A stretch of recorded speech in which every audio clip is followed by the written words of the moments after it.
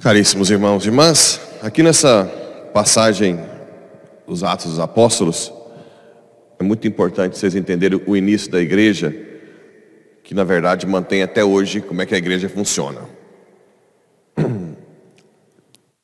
No início, já Deus colocou no coração de Paulo que era para pregar para os pagãos. E desde o início, Paulo foi resistindo àquela tradição de circuncisão dos pagãos. Para ele, a circuncisão era no coração, não precisava mais. No início, Pedro concordou mais ou menos deixou que isso acontecesse. Mas o que aconteceu? Aqueles judeus, bem judeus mesmo, fariseus, que viraram cristãos, começaram a dar conflito, dizendo que não, que deveria, de todo jeito, fazer a circuncisão. Aí o que acontece aqui? Decidem voltar para Jerusalém e reunir com os apóstolos. O que é isso? Concílio. Sim? Os apóstolos e quem é o Papa? Pedro. Então é chamado o primeiro concílio da igreja, o concílio de Jerusalém.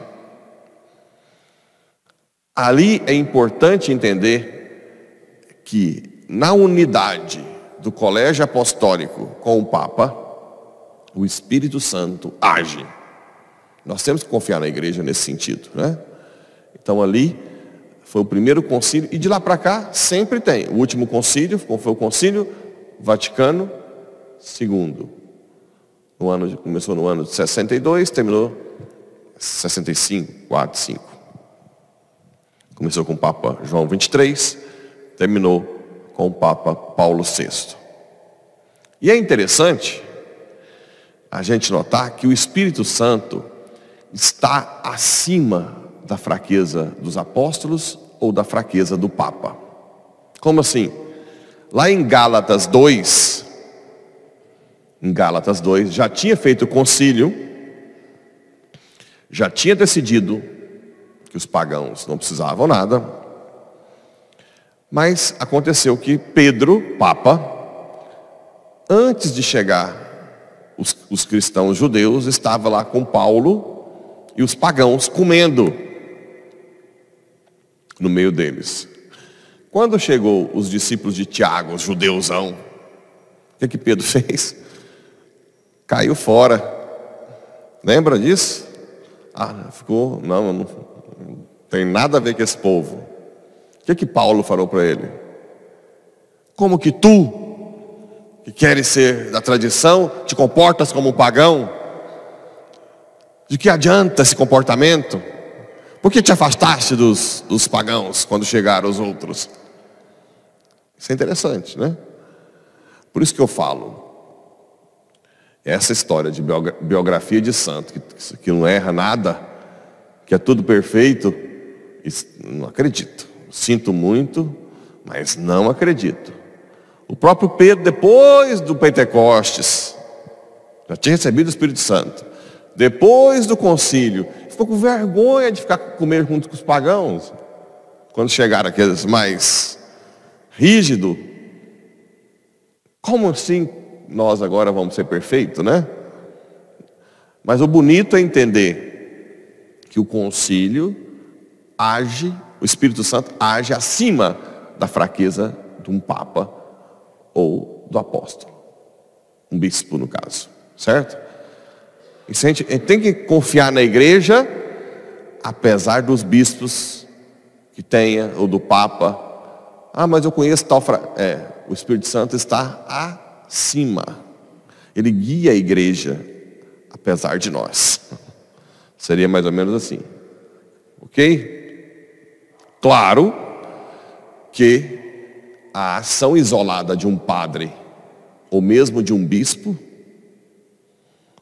depende do livre-arbítrio. O Espírito Santo dá o livre-arbítrio, né? Mas a doutrina da igreja, ele garante, aquela doutrina lá, que é decidida no magistério, ele garante que não vai ser corrompida. Agora, o que eu faço aqui pode ser totalmente corrompido, né? Entende a diferença? O que a igreja tem de doutrina e o que o Pablo decide fazer. O que eu decido fazer, ele dá uma liberdade, um livre-arbítrio para eu fazer. Ou a coisa justa, ou corromper. O que não quer dizer que eu estou manchando lá em cima.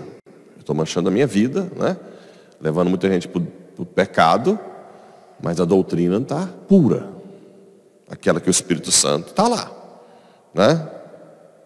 Se eu caio em relação com alguém, a doutrina do celibato continua.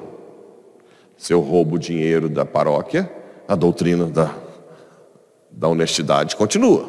Entenderam? Não é a igreja que corrompe, sou eu. Consegue ver isso? Então não mistura. Por isso que eu fico botando na cabeça de vocês que vocês são igreja. Vocês não podem colocar o padre como igreja, porque a hora que ele cai, aí cai todo mundo. Não, se todo mundo é igreja, peraí, vamos dar um jeito nele. Vamos conversar, ver se ele muda, vamos falar com o bispo, mas a igreja é nossa, ela continua firme, não é uma pessoa que destrói tudo. Isso é muito importante, isso é maturidade, né? Para agora e para próximos padres que virão. Não bota as fichas na pessoa, bota as fichas na igreja, lá em cima, ok? Entende? E o evangelho, aquilo que a gente sempre diz, eu sou a videira e vocês os ramos. Quem está enxertado em mim, dá bons frutos. Quem não está, é galho seco. Ou seja, nós precisamos de Cristo para dar frutos. Não tem como dar fruto sem Ele. Como o ramo não pode dar fruto por si mesmo, se não permanecer na videira, em Cristo, assim também vós não podeis dar fruto, se não permanecerdes em mim. Os sacramentos, né? Confissão, Eucaristia. Isso é permanecer hoje em Cristo. Cristo continua na história através dos sacramentos. É a continuidade de Cristo na história. Na adoração, na missa, confissão, unção dos enfermos. Contato direto com Jesus. Eu sou a videira e vós os ramos. Aquele que permanece em mim e eu nele, produz muito fruto. Porque sem mim, nada podeis fazer. Você não pode amar bem, você não pode perdoar, você não pode pregar, você não pode nada sem Cristo.